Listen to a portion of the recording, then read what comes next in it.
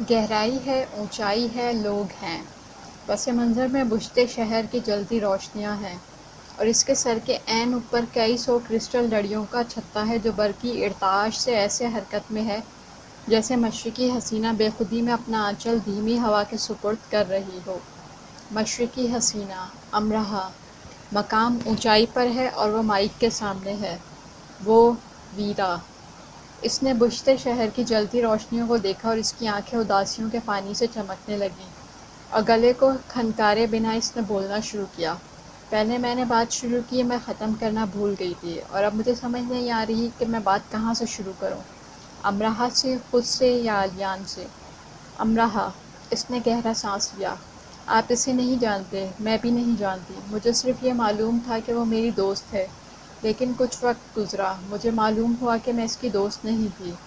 اگر میں اس کی دوست ہوتی تو وہ مجھ سے وہ سب کہہ دیتی جو کسی اور سے نہیں کہہ سکی تھی، وہ بات جو اس نے آپریشن تھیٹر میں جانے سے پہلے کہی، یا اس وقت جب وہ گر گئی تھی۔ جب میں اس کی طرف لپکی تو میں نے دیکھا وہ پوری شدت سے آنکھیں کھولے رکھنے کی کوشش کر رہی ہے۔ میں نے گردن موڑ کر دیکھا تو وہ اتنی تکلیف میں بھی اس سمت دیکھنے کی کوشش کر رہی تھی جس سمت آلیان گر چکا تھا۔ ایسی تکلیف دہ بے ہوشی میں وہ ہاسٹل آنے تک کئی بار چونک کر اٹھی، اور اس نے صرف آلیان کا نام لیا۔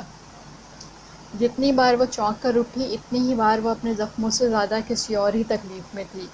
ویرا رکی اور اس نے ایک نظر سب کو دیکھا۔ وہ دیکھ سکتی تھی کہ جن لوگوں کو وہ اپنے اور آلیان کے بارے میں بتا گئی تھی، انہیں امرہا کے بارے میں جاننا کیسا لگ رہا ہے۔ شوق۔ ویرا نے سر اٹھا کر گرنے کے قریب آنسوؤں کو آنکھوں کے اندر کرنا چاہا، لیکن وہ آنکھوں کے اندر ٹھہرے دوسرے آنسوؤں کو بھی باہر لے آئے۔ آلیان، خوبصورت دلوں میں سے ایک کا مالک۔ وہ سڑک پر ایسے گر گیا جیسے گولی اسے لگی ہو، سیدھی دل پر۔ وہ رکی اور کافی دیر تک رکی ہی رہی۔ ایک وقت میں دونوں ایسے مجھ پر آشکار ہو گئے۔ جب امرہا آپریشن تھیٹر میں تھی اور آلیان سر جھکائے خاموش کھڑا تھا، میں اس کے پاس گئی اور اس سے کہا، وہ ٹھیک ہو جائے گی۔ وہ اتنی جلدی بے ہوش نہ ہوتی اگر اس کے سر پر ضرب نہ لگتی، اور اس کی آنکھوں سے آنسو نکل کر گرنے لگے۔ ایک جوان مرد رو رہا تھا، ٹھیک کر رہا تھا۔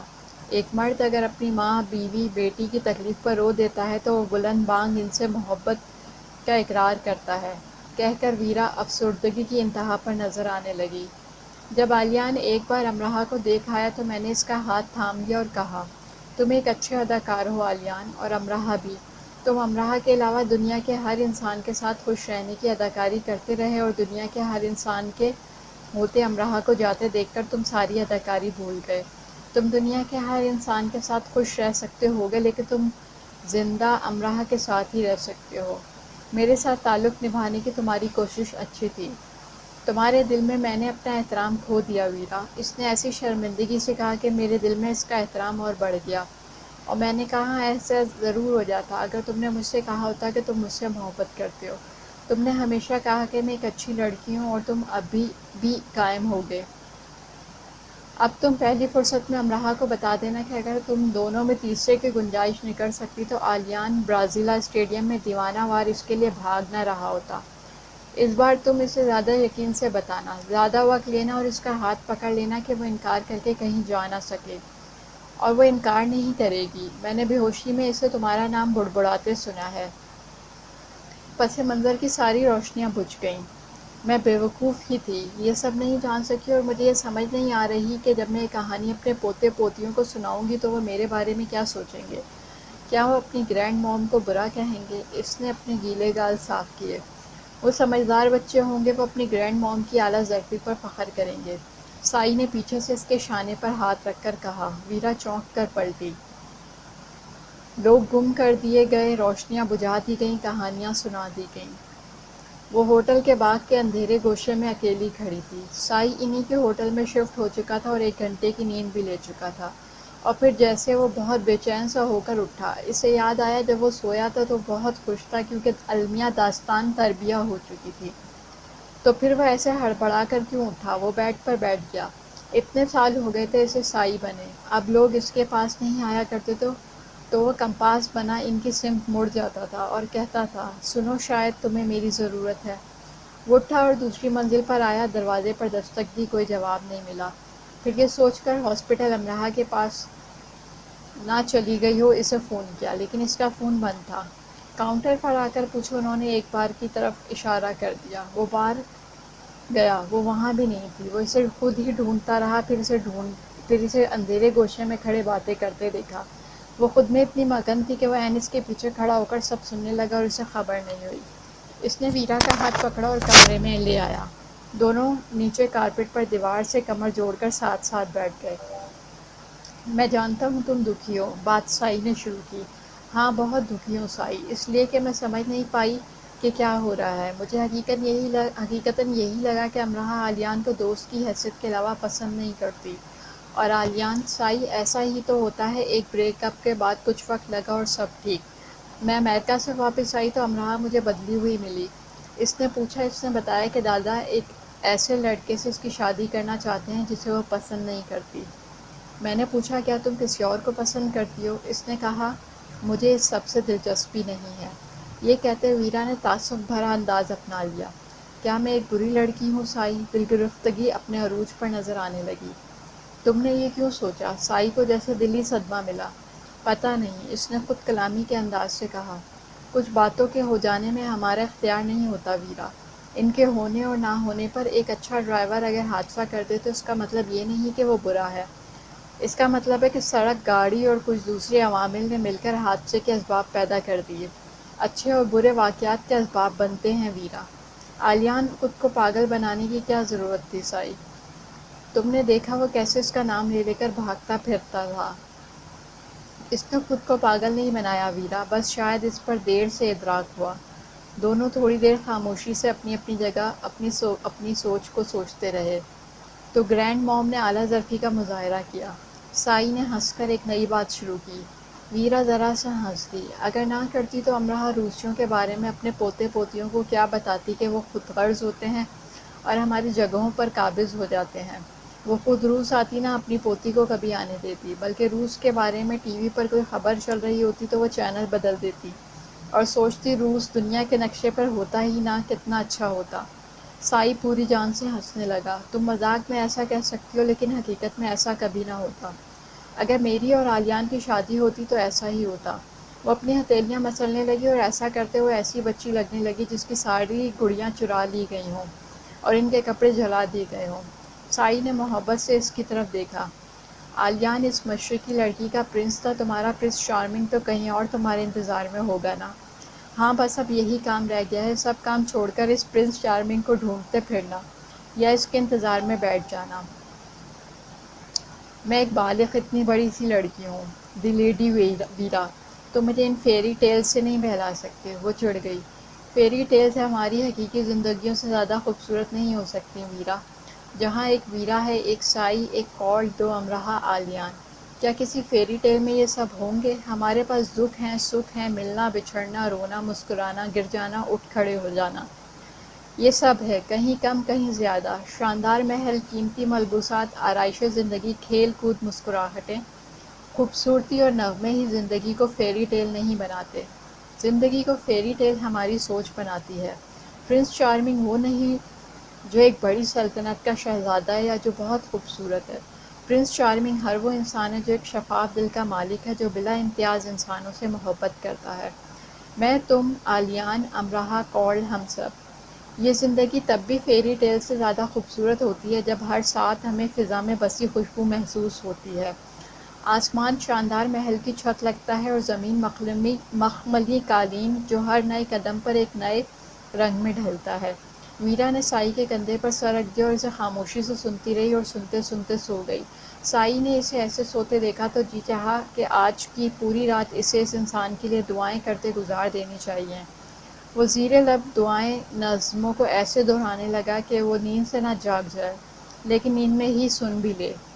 ویرا، موت سی برف میں کھلتے اکلوتے پھول کی طرح، وہ اس احساس کو خاطر میں نہ لائی کہ خزاں میں وہ اکیلی بہار ہے۔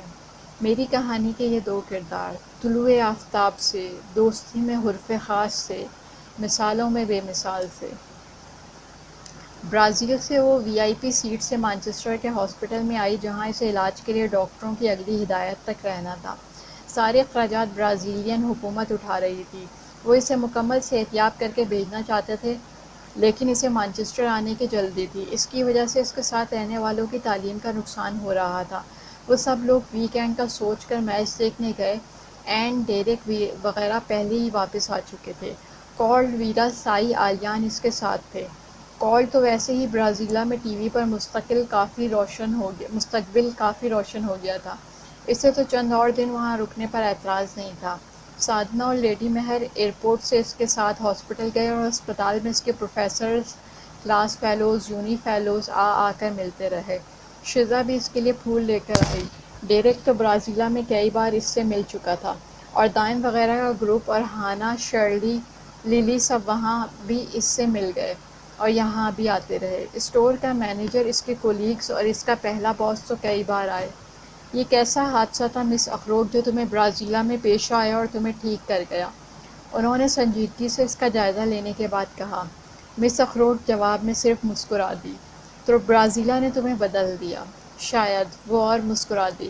اس دوران کارل نے اس کے لیے لائی جانے والی چاکلیٹس اور کوکیز کو سعادت مندی سے اپنے پاس محفوظ کرنا شروع کر دیا۔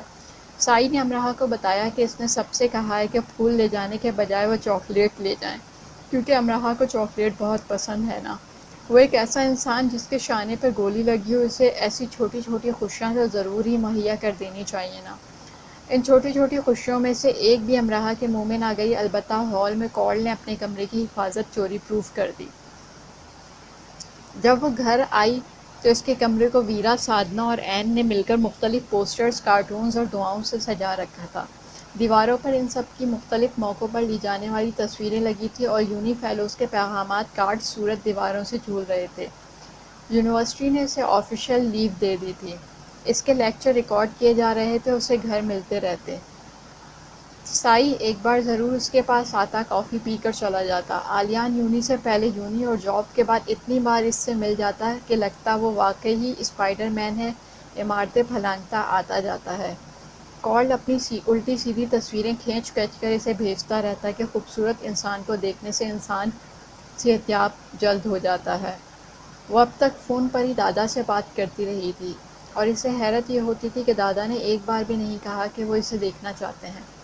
جب وہ شٹل کاک آ چکی اور اٹھ کر بیٹھنے لگی، جبکہ اب بھی اٹھنے سے اس کے سر میں ٹیس اٹھتی تھی اور اس کا بایاں شانہ درد کرتا تھا، اور وہ اکثر کئی گھنٹے متلی کا شکار رہتی تھی، اور اچانک ہی اسے تیز بخار ہو جاتا تھا، تو وہ دادا پہلی بار اسے دیکھ کر بات کرنے لگے، کیونکہ اس نے خود ہی کہا تھا وہ انہیں دیکھنا چاہتی ہے۔ اب بتاؤ مجھے کہ تمہارے ساتھ کیا ہوا تھا؟ ایسے ہی فینس بھڑک اٹھے اور لڑتے لڑتے مجھ پر گر گئے۔ وہ ٹیک لگا کر بیٹھی اور اس کے چہرے پہ زخم کے نشانات اب کچھ مندمل اور قابل برداشت ہو گئے تھے۔ سر کو اس نے دوپٹے سے ڈھانپ رکھا تھا، کیونکہ پچھلے حصے میں لگی بینڈیج سامنے سے ذرا سی نظر آتی تھی، اور گردن کی بھی۔ بس، دادا نے بہت آرام سے پوچھا۔ جی۔ جو جھوٹ سادھنا نے بولا تھا وہ اب تک اسے ہی آگے لے کر چلتی رہی تھی۔ تمہارے بس اتنے معمولی سے زخمی ہونے پر ویرا، کارل، سائی اور آلیان اتنے پریشان ہو گئے تھے؟ وہ مجھے ہوش نہیں آ رہا تھا نا، اس لیے میرے سر پر چوٹ لگی تھی۔ میں خوفزدہ ہو گئی تھی، بہت زیادہ۔ مانچسٹر کے ہاسپٹل میں جب وہ آئی تو اس نے یہ بتایا کہ وہ گھر آ چکی ہے۔ جب وہ گھر آ چکی تو وہ یہ بتانے لگی کہ وہ یونی جانے لگی ہے، اور دادا نے ایک بار بھی اس سے کوئی سوال یا تکرار نہیں کی کہ جو وہ کہتی وہ سن لیتے اور اسے صحت مندی اور زندگی کی سلامتی کی دعائیں دیتے رہتے۔ جب میں نے باری باری ویرا، سائی اور پھر آلیان کو دیکھا تو مجھے جیسے کچھ بھی پوچھنے کی ضرورت نہیں رہی، اور مجھے لگا کہ وہ مجھ بیچارے بوڑھے پر ترس کھا رہے ہیں، مجھے صدمے سے بچانا چاہتے ہیں۔ میں نے شہریار کی مدد لی، وہ ایک پڑھا لکھا سمجھدار انسان ہے۔ اس نے کچھ وقت لگایا انٹرنیٹ پر، اسے معلوم ہے کہ تصادم میں کل تین لوگوں کو گولیاں لگی ہیں، اور ان تین میں سے ایک مانچسٹر یونیورسٹی کی اسٹوڈنٹ ہے۔ پھر اس نے یونیورسٹی انتظامیہ سے رابطہ کیا اور اسے بتایا گیا کہ وہ ایک اسٹوڈنٹ امراہ واجد ہے۔ تم نے مجھ سے جھوٹ اس لیے بولا کہ میں ایک بوڑھا انسان ہوں، ایسی خبر سن کر مجھے کچھ نہ ہو جائے۔ سادھنا سے لے کر سائی تک سب مجھ سے چھپاتے رہے۔ یہ ایک اچھی حکمت عملی تھی مجھ بوڑھی جان کے لیے امراہ، لیکن میں انجائنا کا درد کا شکار انہی دنوں ہوا۔ جانتی ہو کس لیے؟ صرف اس لیے کہ تم نے خود کو خود مر جانے دیا۔ تم نے اپنی جان کی پرواہ نہیں کی، تم نے خود کو اہم نہیں جانا، تمہیں بہانہ مل گیا مرنے کا، تم نے چاہا کہ تم مر جاؤ، تم نے خود کو محفوظ کرنے کی کوشش نہیں کی، تم نے اپنی کمزوری ظاہر کی، ہمت اور طاقت نہیں۔ یہ غلط ہے۔ غلط تب ہوتا اگر تم ٹھیک رہتی۔ تم موت کی باتیں کرتی تھیں۔ میں نے اپنا پاسپورٹ ایمرجنسی ویزے کے لیے بھیجا تھا لیکن مجھے ویزا نہیں ملا۔ میں وہاں آتا اور تم سے پوچھتا امراء کیا زندگی ایسی بیکار شے ہے کہ اسے موت کے حوالے کر دیا جائے؟ نہیں، وہ ایک حادثہ تھا دادا اور بس۔ تم ساری دنیا سے جھوٹ بول سکتی ہو، مجھ سے نہیں۔ وہ خاموش ہو گئی۔ تم مرنا چاہتی تھی؟ ہاں، اس نے اعتراف کر لیا۔ میں نے خود کو مارنا نہیں چاہا لیکن وہ سب جب وہاں ہوا تو میں نے دعا کی تھی کہ کاش میں مر جاؤں، کیونکہ میں خودکشی نہیں کر سکتی تھی اور طبع عمر تک خود کو گھسیٹ نہیں سکتی تھی۔ میں بظاہر بھاگتی رہی خود کو بچانے کے لیے لیکن اندر ہی اندر میں خواہش کرتی گئی کہ میں زندہ نہ رہوں۔ مجھے سزا دینے کے لیے، یہ بتانے کے لیے کہ اگر ہم زندہ لوگوں کی قدر نہیں کرتے تو وہ مر کر اپنی قدر بڑھوا لیتے ہیں۔ وہ خاموش رہی کیونکہ یہی سچ تھا۔ وہ علیان اور دادا دونوں کو مر کر دکھانا چاہتی تھی اور اس لیے کہ اسے زندہ رہنے میں دلچسپی نہیں رہی تھی۔ پاکستان آ جاؤ۔ ایسا نہیں ہوگا۔ وہ رو دینے کو ہو گئی۔ پھر چلی جانا، میں تمہاری دیکھ بھال کرنا چاہتا ہوں، تم سے ملنا چاہتا ہوں۔ وہ دادا کی طرف دیکھنے لگی۔ آپ مجھے واپس نہیں آنے دیں گے؟ ایک نمازی سے وعدہ لے لو، دادا نے بہت پر یقین انداز سے کہا۔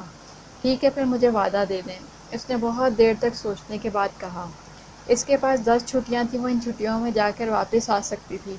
اس نے اپنی ٹکٹ بک کروا دی اور ویرا کو ساتھ چلنے کے لیے کہا۔ تم چھٹی پر ہو، میں نہیں۔ ویرا نے اس کے گال پر چٹکی دی۔ چند دنوں کی بات ہے، تمہیں یونی سے نکال نہیں دیا جائے گا۔ ویرا اور زیادہ ہنسنے لگی لیکن شرارت سے۔ میں تمہارا یہاں انتظار کروں گی، بلکہ ہم سب کریں گے۔ میں ایک خود غرض لڑکی ہوں نا ویرا۔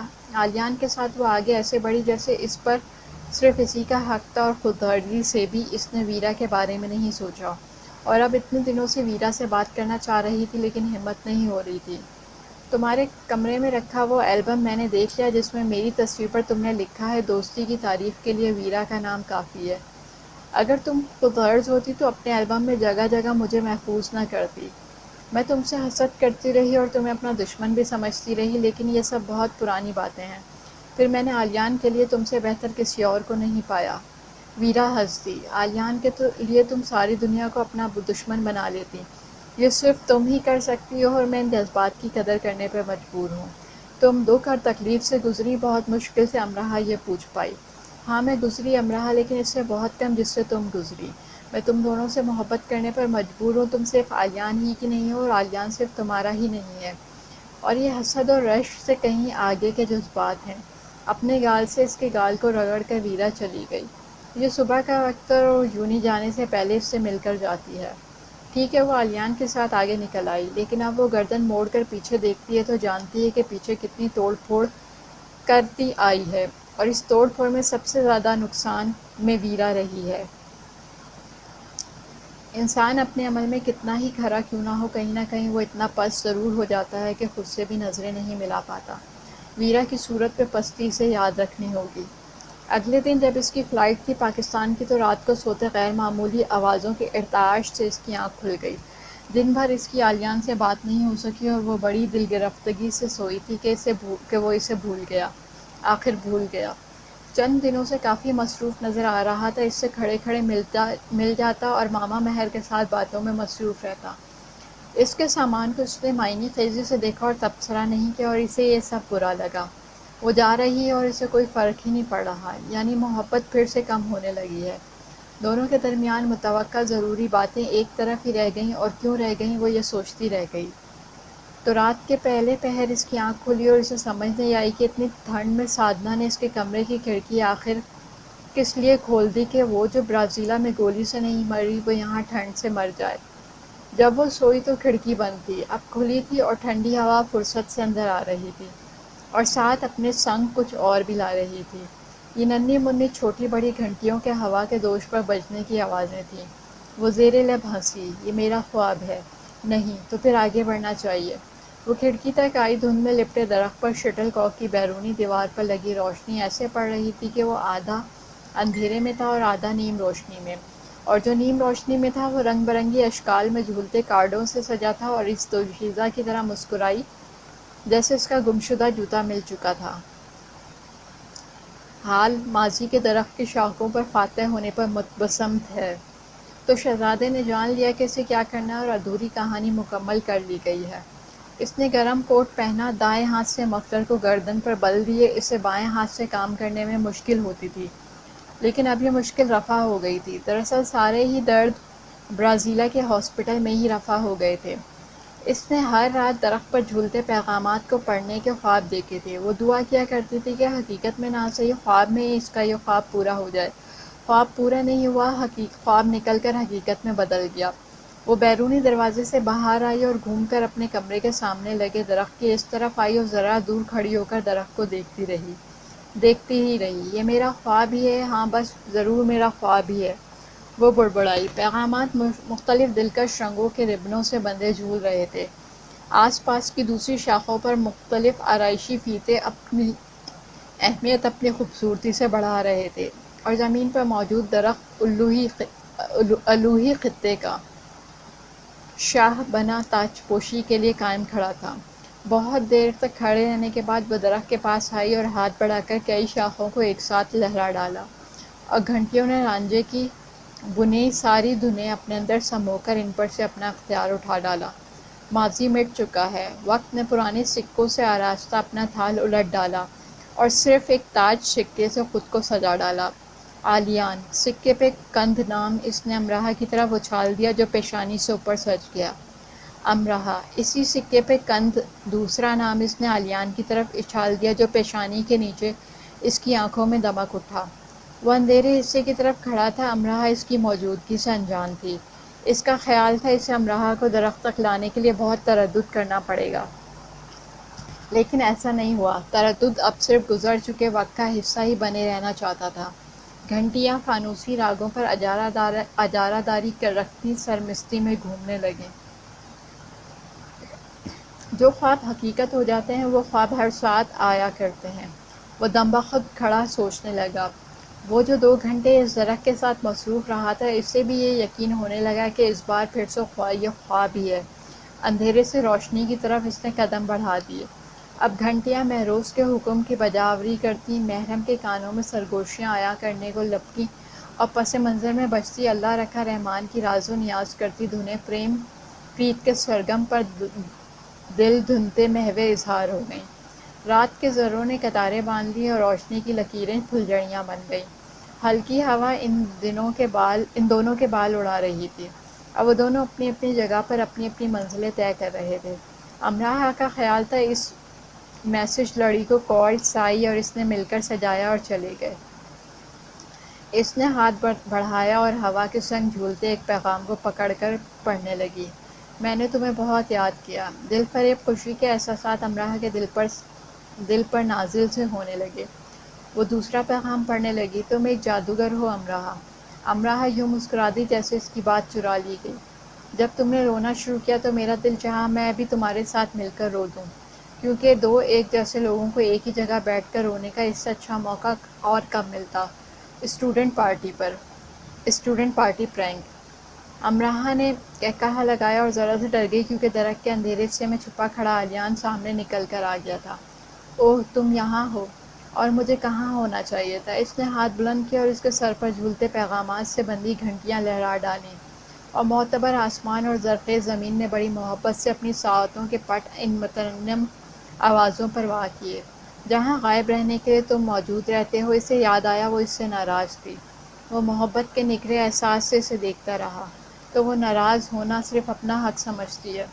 میں نے ان پیغامات کو جلا ڈالا تھا، میری یادداشت اچھی ہے، میں نے انہیں چند راتیں اور چند دن لگا کر پھر سے لکھا۔ وہ اپنے غائب رہنے کی وجہ بتا رہا تھا، لیکن نامکمل۔ وہ امراہ سے چھپا رہا تھا کہ وہ دراصل بصدد شوق کن مصروفیات میں غلطاں رہا۔ تمہارے بالوں کی نوکیں تمہاری آنکھوں کو پریشان کر رہی ہیں، کیا میں تمہاری پریشانی کو اس پریشانی سے بچا لوں؟ اس نے مہذب انداز سے پوچھا اور جواب کا انتظار بھی نہیں کیا، اور اس کی آنکھوں کو پریشانی سے بچا لیا۔ اپنی پیشانی پر اس کی انگلیوں کا لمس محسوس کرتے وہ ذرا سا پیچھے ہوئی اور سر اٹھا کر پیغام پڑھنے لگی۔ اس نے ایک چالاکی کی تھی، دوسری زبانوں میں کافی پیغامات لکھے تھے تاکہ امراہ سے ان کے مطلب پوچھے۔ 2 دن تک ہال میں وہ مختلف ہال میٹس کے کمروں کی طرف بھاگتا رہا تھا، اور وہ زیر لب ہنس کر اسے لکھ کر دیتے رہے تھے، جبکہ کارڈ اور سائی اس کے کندھوں پر چڑھے دکھنے والوں کو آنکھ مارتے رہے تو اگر چند پیغامات کو امراہ گوگل کرتی تو اسے معلوم ہوتا کہ جس کا مطلب آلیان، مجھے اجازت دو میں آہ آہ کی تکرار پر لہراتی تمہاری ناک کو پکڑ لوں۔ بتا رہا تھا تو اس کا اصل مطلب کال کی آنکھ اور ہاتھوں کے اشاروں پر کچھ یہ نکلتا۔ کیا تم نے ٹھیک سے ناک پونچھنا سیکھ لیا؟ نہیں، یعنی ابھی بھی تم آئس کریم چاکلیٹ کے ساتھ بہتی ناک، آہ اف گندی۔ اور چینی جملہ جس کا مطلب آلیان تم ایک اچھی لڑکی ہو، بلکہ تم میں کئی اچھی لڑکیاں چھپی ہیں۔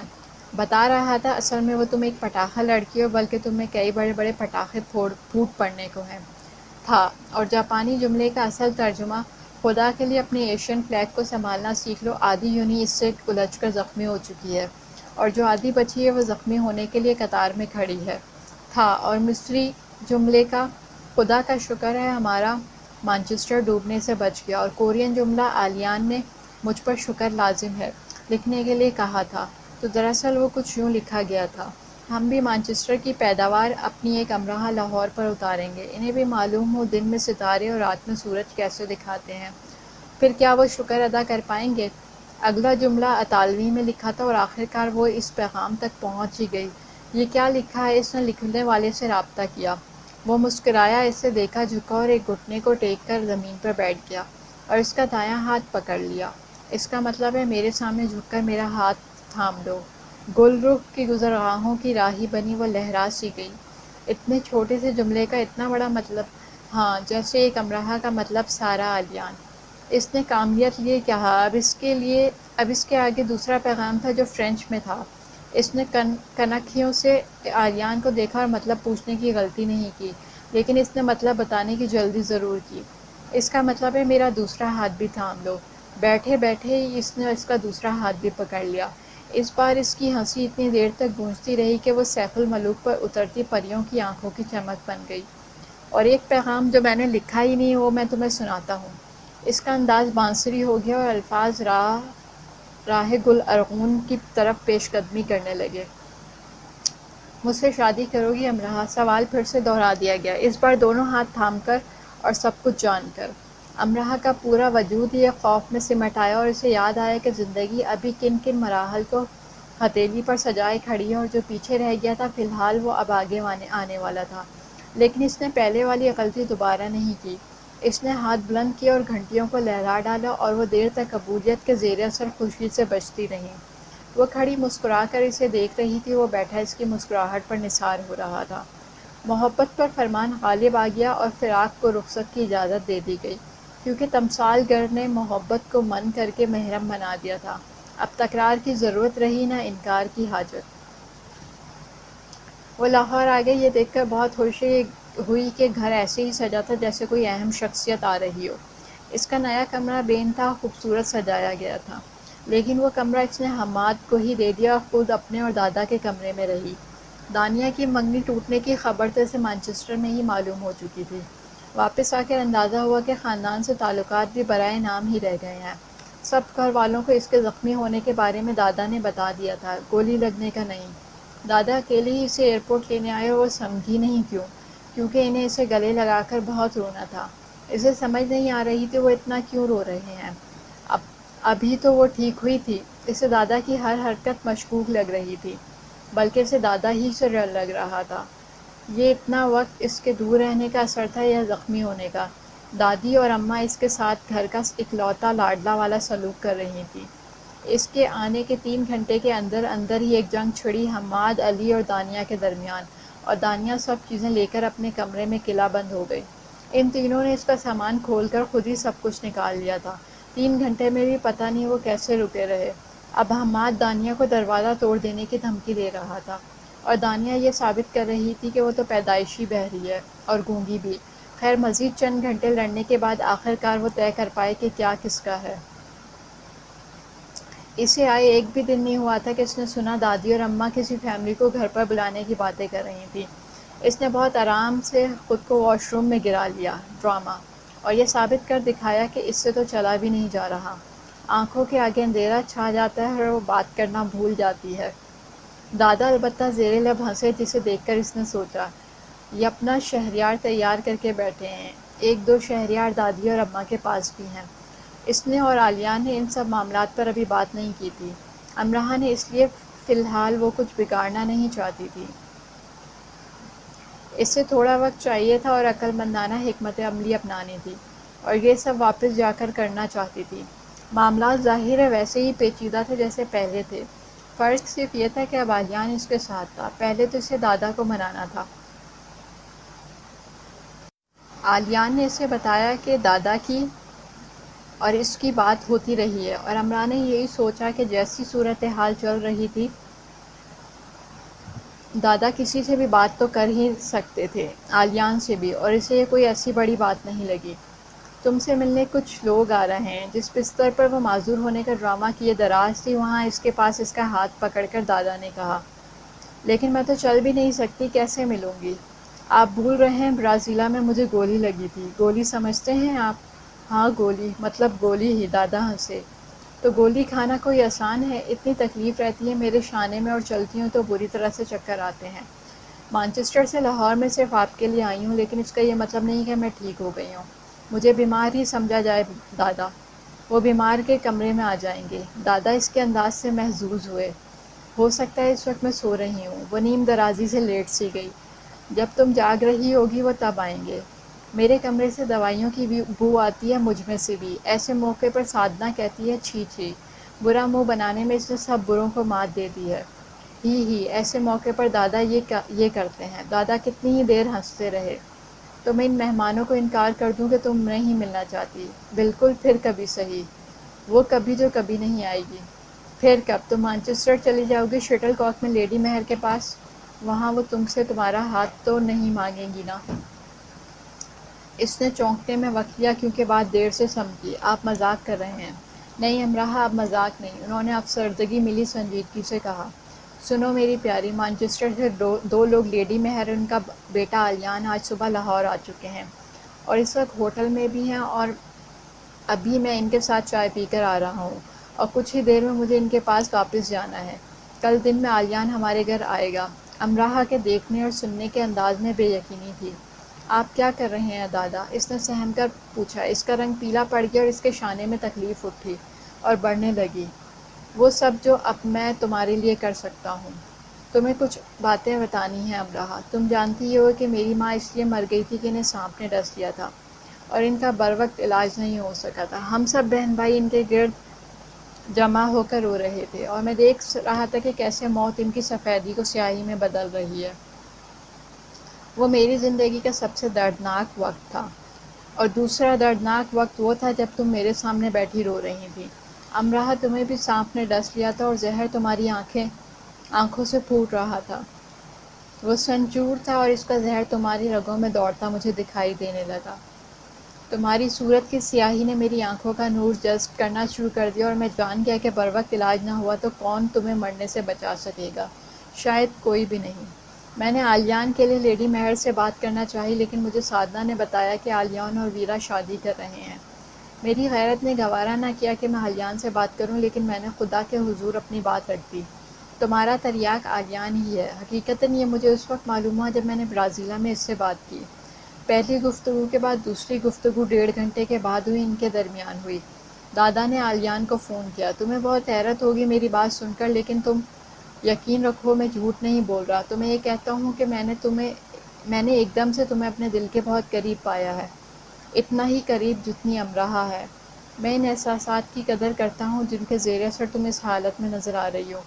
میں ایک بوڑھا انسان ہوں، میری سوچیں بھٹک جاتی ہیں، لیکن میری ایک سوچ تم پر آ کر ٹھہر گئی ہے کہ میں نے تم جیسے انسان کے بارے میں امراء کی باتیں لاپرواہی اور تنفر سے کیوں سنی۔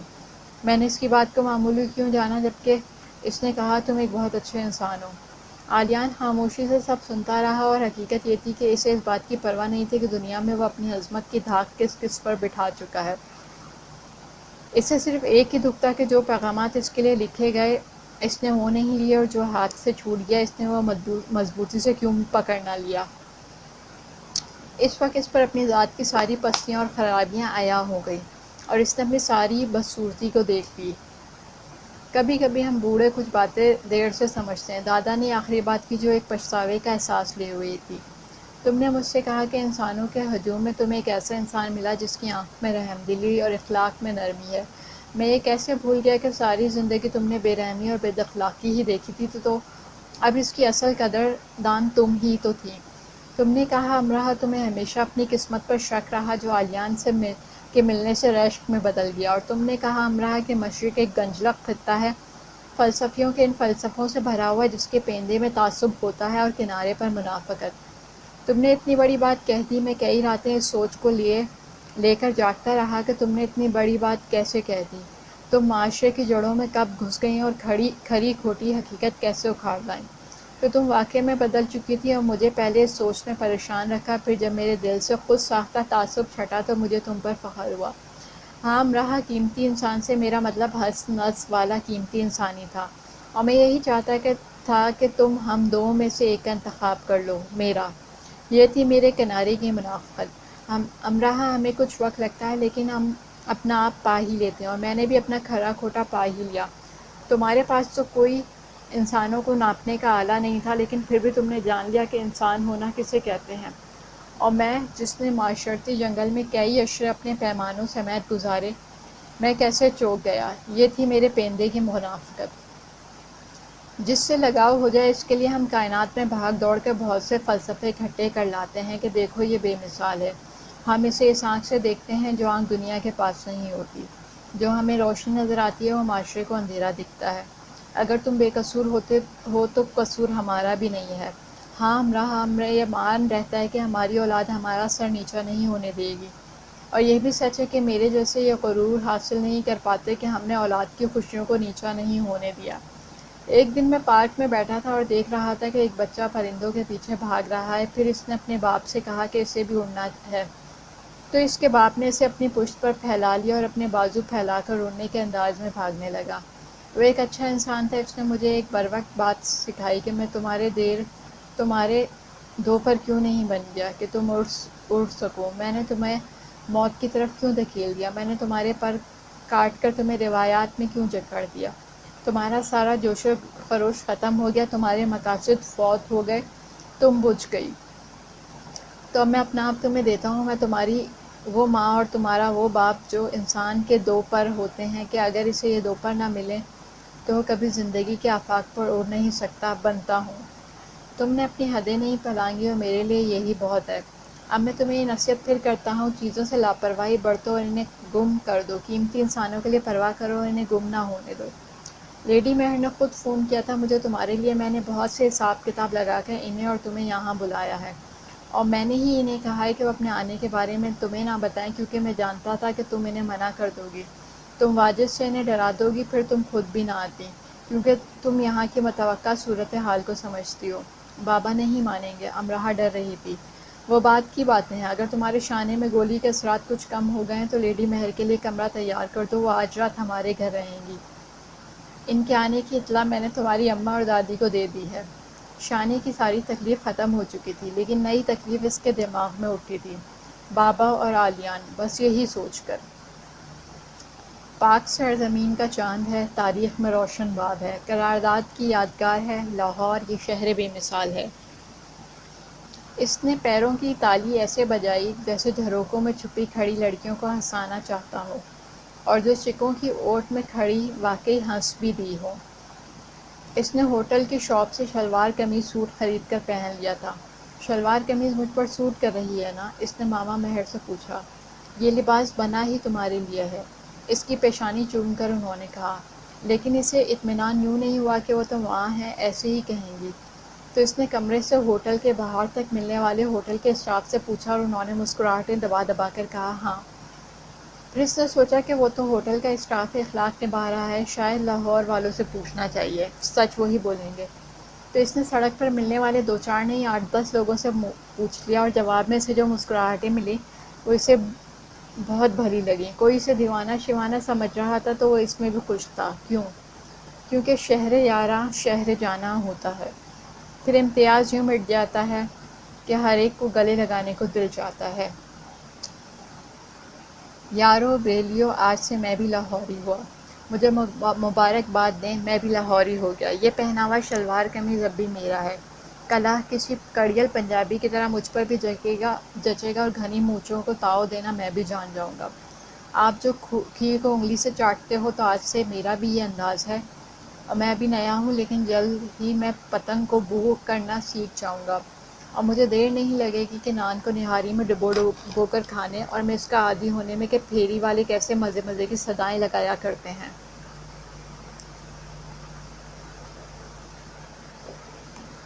اور ڈھول والے کیسی تھاپ پر ڈھول بجایا کرتے ہیں، اور گول گپے والا کیسے بھر بھر کر کھٹے کی پیالیاں دیتا جاتا ہے۔ اور آپ ہی بتائیں، کیا میں یہ بھی نہیں کہوں گا کہ او بھائی جی ویرے او میاں صاحب وے تیرا بیڑا تیرے راہ دے سانو جان دے۔ وہ ایویں مسکرا مسکرا کر سب کو دیکھتا رہا، پھر اس نے فون نکال کر امراہ کو کہا کہ جس کی ابھی دادا سے گفتگو ختم ہی نہیں ہوئی تھی اور اس کے لیے یقین کرنا مشکل ہو رہا تھا کہ علیان لاہور آ چکا ہے۔ امراہ، لاہور میں یہ 11ویں انسان ہیں جن سے میں نے برف باری کا پوچھا، اور ان کا کہنا ہے کہ اتنی زیادہ برف باری ہوتی ہے کہ ہمیں کئی مہینوں تک گھروں میں بند رہنا پڑتا ہے۔ امراہ ہنس دی، اور میں نے ایک خاتون سے پوچھا کہ امراہ کہاں ملے گی تو وہ سہم گئی اور الٹا مجھ سے پوچھا، کیا امراہ واپس آ گئی؟ اتنی مشکلوں سے تو اسے نکالا تھا لاہور سے، تم نے سب کو کتنا تنگ کر رکھا ہوا تھا یہاں امراہ۔ جھوٹ، سارا لاہور مجھے نہیں جانتا، لیکن سارا لاہور اب مجھے ضرور جان جائے گا۔ پھر خوشی اس کے انداز سے ایسے آشکار ہو رہی تھی جیسے اسے شہر لاہور کی چابی پیش کر دی گئی ہو۔ ضرور جان جائے گا، تم اتنا چلا کر جو بول رہے ہو۔ امراہ نے اس کی خوشی محسوس کر لی۔ میں چلا نہیں رہا ہوں، میں خوش ہوں۔ میں نے خوابوں میں لاہور کی سیر کی، ان سڑکوں پر تمہیں ڈھونڈتا رہا ہوں، مجھے ڈھونڈتے خود نہ گم ہو جانا لاہور میں، اور یہ تمہارے پیچھے شور بہت ہے۔ ہاں میں سفر کر رہا ہوں نا، وہ اور چلا کر بولا۔ تم کس طرف سفر کر رہے ہو جو اتنا شور ہے؟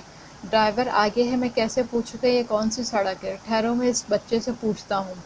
بچے سے؟ تمہارے ساتھ بچے کیا کر رہے ہیں؟ اسکول کے بچے ہیں، میرے ساتھ بیٹھے ہیں یار۔ تم بس میں بیٹھے ہو؟ نہیں، رکشے میں۔ کون سے رکشے میں؟ جس کے آگے پیچھے 6 لوگ بیٹھتے ہیں۔ اف عالیان، تم چاند گاڑی میں بیٹھ گئے؟ اسے چاند گاڑی کہتے ہیں، کیوٹ۔ میں اس چاند گاڑی کو مانچسٹر کی سڑکوں پر دوڑتے ہوئے دیکھ رہا ہوں۔ تم، میں، ویرا، سائی اور کال ڈرائیور ایک ساتھ کتنے لوگ اور جہاں مرضی لے جاؤ۔ تم نے کہا 5-6، اس میں سے 3 آگے اور 3 پیچھے بیٹھتے ہیں، مطلب تم کافی تنگ بیٹھے ہو۔ امراہ کو اس کی طرف سے نئی فکر لگی۔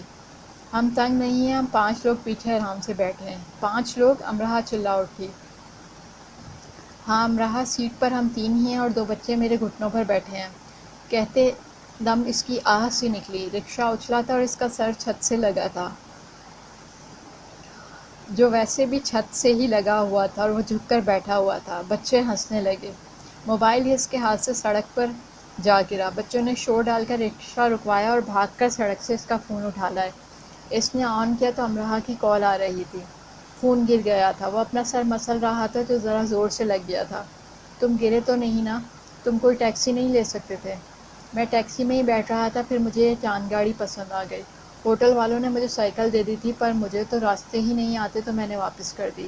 اگر تم سائیکل کے پیچھے بیٹھو اور مجھے راستے بتاتی جاؤ تو میں لاہور گھوم لوں۔ تم خود کو راستے نہیں آتے اور میں اپنے ہی شہر میں ایسے گم کر دیتی کہ کوئی ہمیں ڈھونڈ نہ سکتا۔ اچھا چلو آؤ پھر گم ہو جائیں امراہ، اور ہم ہمارے علاوہ کسی کو نہ ملیں۔ ہم نہیں، لیکن اب تم ضرور گم ہو جاؤ گے۔ میں نقشہ لے کر نکلا ہوں جی۔ یہ تمہاری یونیورسٹی نہیں ہے کہ تم نقشہ لے کر ہر جگہ چلے جاؤ۔ تم غلط ہو، میں امراہ نہیں ہوں جو نقشہ ہاتھ میں لے کر بھی گم ہی ہوتا جاؤں۔ اس نے کہا لگایا۔ تم کہاں جا رہے ہو؟ تاریخی شہر کی تاریخی مسجد کی طرف، اور سنو امراہ، دادا کے رویے سے ایسا لگ رہا ہے کہ وہ تم سے ملنے نہیں دیں گے۔ تم اپنے گھر کا ایڈریس مجھے دو، میں تمہارے کمرے کی کھڑکی تک تو آ ہی جاؤں گا۔ یہ مانچسٹر نہیں ہے اسپائڈر مین کہ تم عمارتیں کودتے پھلانگتے یہاں وہاں آتے جاتے رہو۔ ہم یہاں عمارتوں پر خاردار تاریں لگوا دیتے ہیں اور ان میں کرنٹ چھوڑ دیتے ہیں۔ کیوں؟ تم جیسے اسپائڈر مینوں کے لیے۔ کیوں، لاہور میں رومیو نہیں ہوتے ہیں، پر ساتھ جیولیٹ کے ابا جی بھی ہوتے ہیں۔ ابا جی، تم مجھے اپنے پاپا سے ڈرا رہی ہو؟ میں ڈرنے والا نہیں۔ تم ڈرو نہ ڈرو، وہ تمہیں ڈرا ہی دیں گے۔ مینار پاکستان کے ایک طرف چاند گاڑی رکی تو اس نے اپنی تصویر لی اور اپ ڈیٹ کر دی۔ می ان مون کار۔ گڈ، چاند پر جا کر ہم پر پتھر نہ پھینکنا۔ شاویز کا فوری کمنٹ آیا۔ آتے ہوئے ایک لے آنا، سائی نے کہا۔ یہ تمہارے ساتھ بیٹھے بچے کیا کھا رہے ہیں؟ کال کا بھونڈا کمنٹ آیا۔ یہ بھنے ہوئے چنے کھا رہے ہیں اور یک زبان خدا کا شکر ادا کر رہے ہیں کہ لاہور میں کوئی کال نہیں ہے اور عالیان کال جیسا بھوکا نہیں۔ آلیان نے لکھا اور اس کے کمنٹ کو اس ہال میٹ نے لائک کیا جو بڑے سانحات ہاتھ سے پکائے کھانوں مٹن پیزا سینڈوچز اور چھوٹے سانحات کینڈی بسکٹ چاکلیٹ کی گمشدگی سے گریز کر چکا تھا۔ یعنی لاہور ایک نعمت سے محروم ہو گیا، کال نے کمنٹ کیا۔ نہیں، ایک آفت سے محروم ہو گیا، آلیان نے جواب دیا۔